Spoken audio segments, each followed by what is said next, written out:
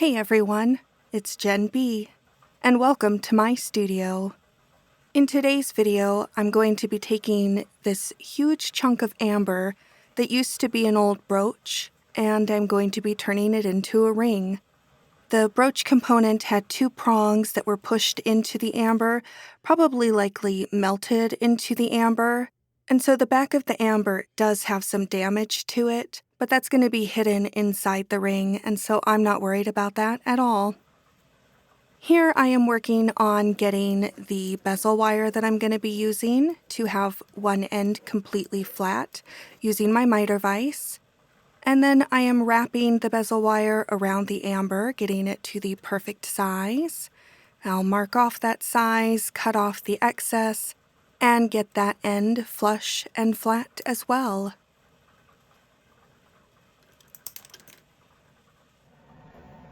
Here I'm going to be showing you the torch that I'm using for this project. It is a butane torch where the head of the torch pops onto a can of butane. This is one of the first torches that I started using in my silversmithing journey, and I still like to use it on occasions. So I'm getting the bezel wire all prepped with flux, and then here in just a moment I will zoom in and put a little piece of solder on the soldering board, put my bezel on top of that piece of solder, and then I'll start to heat up the bezel and get it up to temperature. And once it's prepared and ready, that solder is going to flow right up into that seam. Right there. And then I just flip it around and I'm off camera, but I do try to pull the solder through the seam completely. And now I'm back over at my bench pin and I am forming the bezel wire to fit around the amber. And now I'm sawing out the back plate. You can see multiple lines there. That's because I hadn't decided exactly what I was going to do, like how I was going to decorate the ring. In the end, I decided just to go for something simple, and so I'm just cutting out the back plate to leave enough of a lip around the amber. And over at the soldering area, I had already soldered down most of the bezel to the back plate, but I'm adding just a few extra pieces because there was one section that I did not successfully solder down, and so I have to do it again. So I'm just getting everything warmed up and making sure that solder is right up against the bezel wire.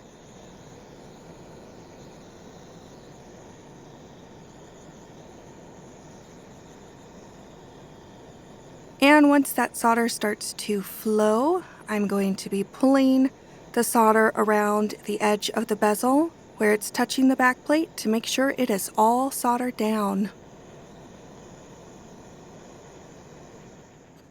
And here I am cutting out the back plate. I've taken a Sharpie marker and drawn along the edge of the bezel wire, giving it a little lip to cut out, just for a decorative edge. And then I'm just filing that edge nice and smooth.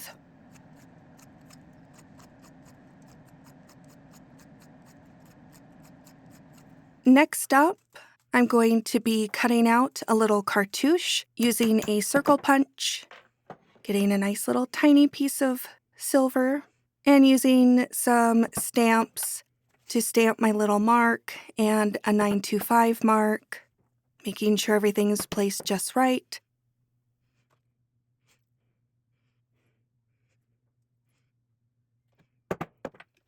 And now I move on to measuring out the wire that I'm going to use for my ring band. I'm going to be doing a open shank ring, which will become more apparent here in just a little bit.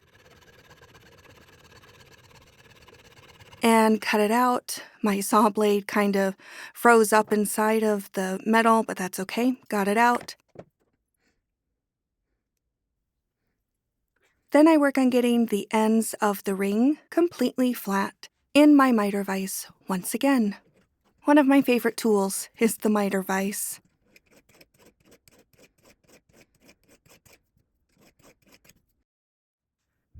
And now I'm going to be using a tool called a ring bender, and this is helping me form the wire into a ring.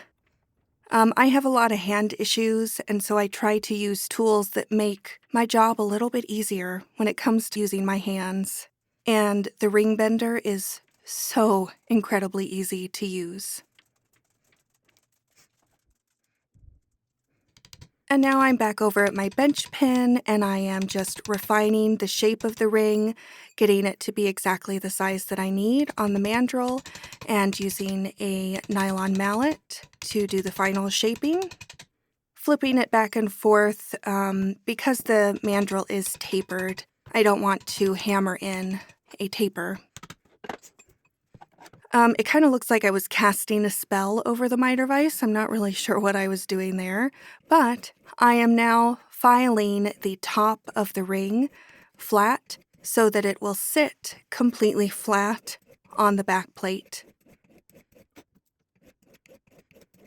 Getting rid of any silver dust and just making sure that everything is nice and even.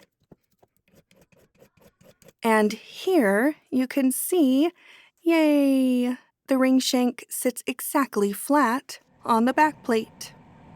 All right, and now I'm going to solder the ring shank onto the back plate.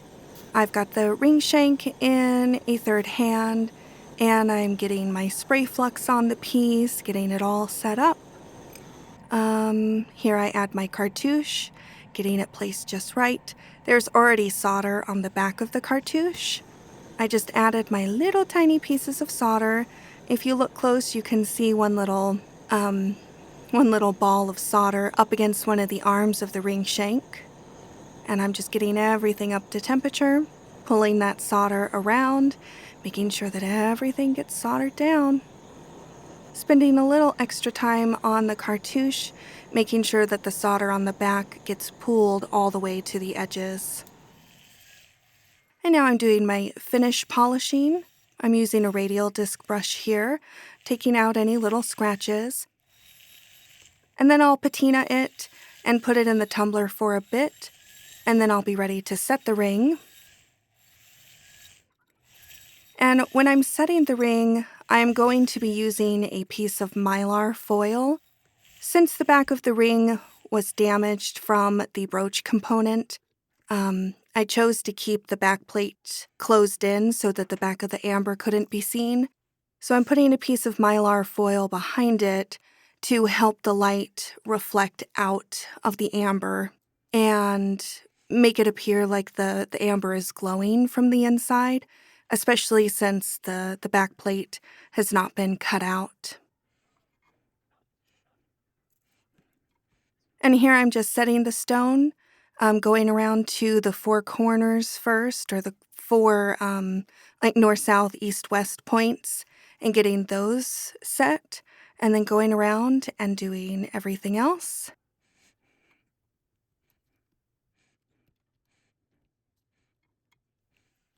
And there is the finished ring. You can really see how that mylar foil bounces the light out. And I just love it. I love that it's huge and chunky and perfect. And I especially love that I gave this old brooch a new life as something that I will definitely wear and enjoy. I do have plans to do more jewelry videos like this where I take older jewelry and transform it. So I will see you next time. So until then, bye-bye.